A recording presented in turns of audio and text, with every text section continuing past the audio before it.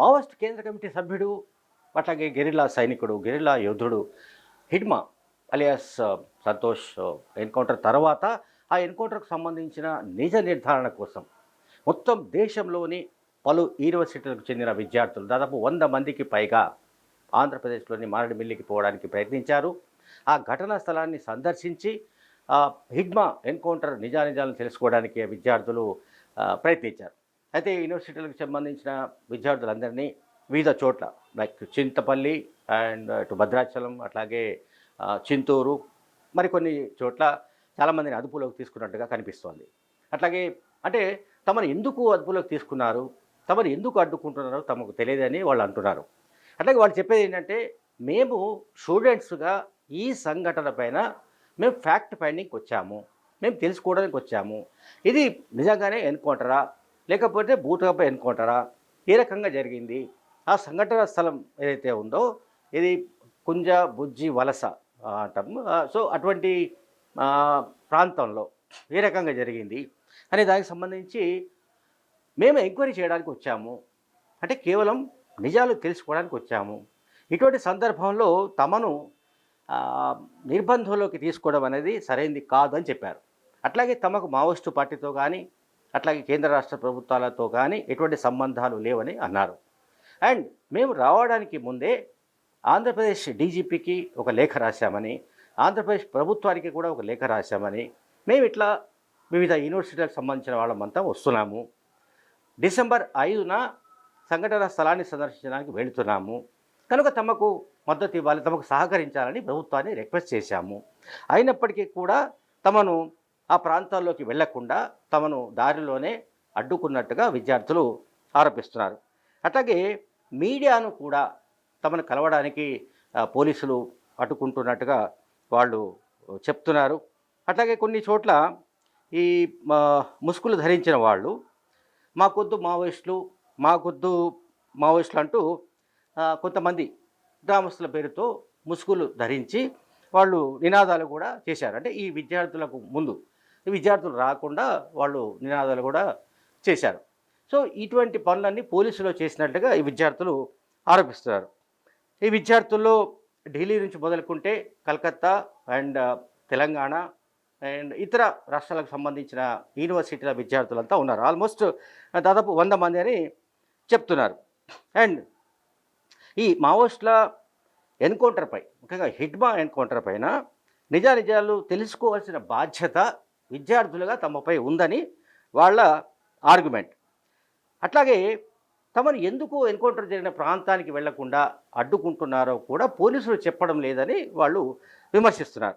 ఎందుకంటే పోలీసులు తమను అదుపులోకి తీసుకున్నప్పుడు కానీ తమను ఆ మారేడుమిల్లి ప్రాంతానికి ఆ సైట్కు పోకుండా అడ్డుకోవడానికి గల కారణాలు వాళ్ళు తమకు చెప్పాల్సిన అవసరం ఉందని, అటువంటిది ఏమీ లేకుండా తమను అడ్డుకోవడంలో అర్థమేమిటని వాళ్ళు విద్యార్థులు ప్రశ్నిస్తున్నారు. అట్లాగే అసలు ఈ న్యూస్ కవర్ కాకుండా, అంటే తమను అడ్డుకున్న విషయాన్ని కవర్ కాకుండా అడ్డుకోవడం ఏమిటని చెప్తున్నారు. అంటే విలేకరులను అడ్డుకోవడాన్ని వాళ్ళు ప్రశ్నించారు. అండ్ ఈ ఇన్సిడెంట్ను మానవ హక్కుల సంఘాలు, అలాగే పౌర హక్కుల సంఘాలు, ఇతర సంఘాలు కూడా ఖండిస్తున్నాయి. విద్యార్థులను తక్షణం విడిచిపెట్టాలని, వాళ్ళపైన ఎటువంటి కేసులు నమోదు చేయరాదని పౌర హక్కుల సంఘాలు, మానవ హక్కుల సంఘాలు, మేధావులు డిమాండ్ చేస్తారు. అలాగే ఎక్కడెక్కడైతే అంటే కొన్ని చోట్ల, అంటే ఫర్ ఎగ్జాంపుల్ ఇప్పుడు చింతపల్లి ప్రాంతంలో 20 నుంచి 25 మందిని అడ్డుకున్నట్టుగా, అంటే వాళ్ళు విద్యార్థులు 2 వాహనాల్లో మారేడుమిల్లి వైపు వెళ్తున్నప్పుడు పోలీసులు అడ్డుకున్నారు. భద్రాచలం చింతపల్లి రోడ్లో ఏడుకొండల సమీపంలో వాళ్ళను అడ్డుకున్నారు. అట్లాగే మరికొంతమందిని వేరే వేరే చోట్ల వాళ్ళను అడ్డుకొని మారేడుమిల్లి వైపుకు వెళ్లకుండా వాళ్ళను అడ్డుకున్నారు. అయితే దీనివల్ల మరి ప్రభుత్వం లేకుంటే పోలీసు యంత్రాంగం ఏం మెసేజ్ సమాజానికి ఇవ్వదలుచుకుందో మనకు అర్థం కావట్లేదు.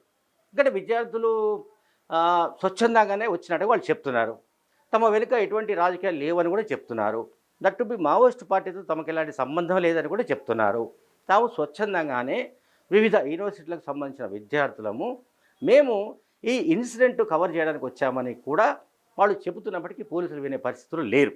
అంటే దీన్ని బట్టి అర్థమవుతుంది ఏంటంటే, ఈ విద్యార్థులను అడ్డుకోవడం అంటే ఖచ్చితంగా ఆ ఎన్కౌంటర్ సంఘటన స్థలానికి పోకుండా వీళ్ళు ఇటువంటి అడ్డంకులు కల్పిస్తున్నారంటే ఇక ముందు కూడా బహుశా ఇటువంటి ఆలోచనలు ఉన్నవాళ్ళు కానీ, లేకపోతే ఇటువంటి ఇన్సిడెంట్స్‌లో నిజ నిర్ధారణ చేయడానికి వెళ్ళే వాళ్ళని కానీ ఇక ఖచ్చితంగా అడ్డుకోవడానికి నిర్ణయించుకున్నట్టుగానే కనిపిస్తోంది. ఇది బహుశా ఫస్ట్ టైం అనుకుంటాను ఇండియాలో.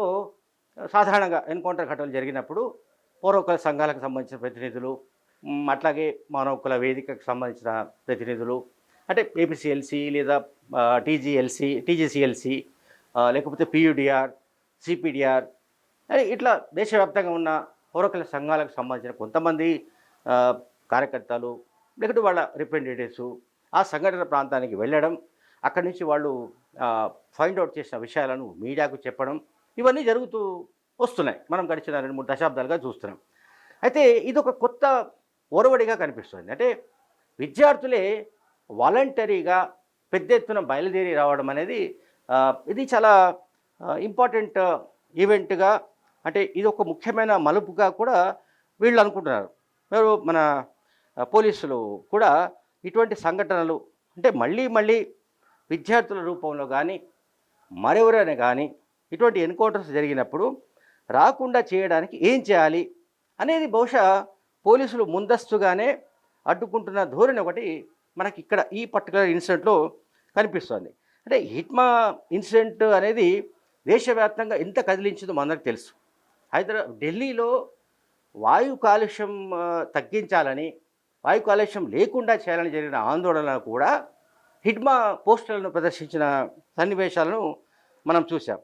అండ్ ఇంకొకటి ఈ మన కలకత్తాలో అంటే వెస్ట్ బెంగాల్లో అరౌండ్ నవంబర్ 24న వెస్ట్ బెంగాల్లోని జాదవ్పూర్ యూనివర్సిటీలో రెవల్యూషనరీ ఫ్రంట్ అంటే ఆర్ఎస్ఎఫ్ అంటాం మనం. ఈ రెవల్యూషనరీ స్టూడెంట్స్ ఫ్రంట్ 6వ వార్షికోత్సవాన్ని జరిపింది. ఇది జాదవ్పూర్ యూనివర్సిటీలో. ఆ సందర్భంగా ఇది నవంబర్ 24న. ఈ సందర్భంగా వాళ్ళు మొత్తం విశ్వవిద్యాలయానికి బయట దాన్ని మలోజుల కోటేశ్వరరావు నగర్గా పేరు పెట్టారు.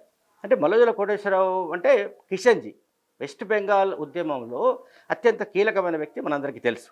ఆయన అరౌండ్ 2009 ఆ ప్రాంతాల్లో 2011-12 ప్రాంతాల్లో ఎన్కౌంటర్కు గురయ్యాడు. సో కిషన్జీ పేరును ఒరిజినల్ పేరు అనేది మలోజుల కోటేశ్వరరావు.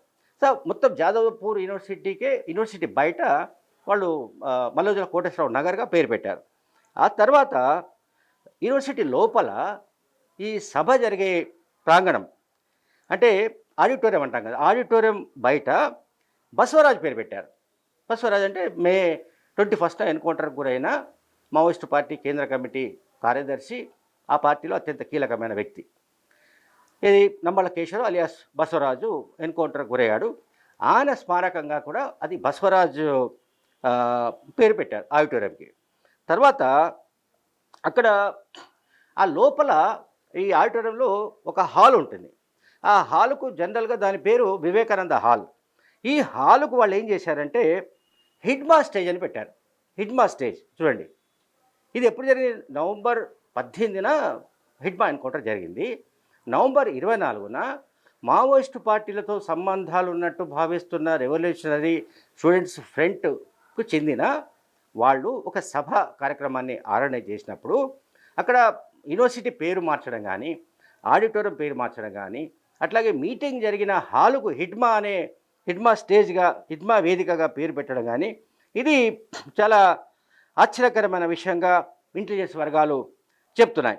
అంటే నిజానికి నాట్ ఓన్లీ వెస్ట్ బెంగాల్, మిగతా రాష్ట్రాల్లో కూడా విద్యార్థులలో చాలా వరకు మావోయిస్టుల ప్రభావం తగ్గిపోయిందని అండ్ రిక్రూట్మెంట్ తగ్గిపోయిందని రికార్డ్స్ చెప్తున్నాయి గడిచిన 2 దశాబ్దాలుగా. అయితే ఇప్పుడు కొత్తగా ఇటువంటి పరిణామాలు జరగడం, ఇటువంటి సంఘటనలు జరగడం అనేది ఇంటెలిజెన్స్ వర్గాలను కూడా దిగ్భ్రాంతికి గురి చేస్తున్నాయి. Thank you very much.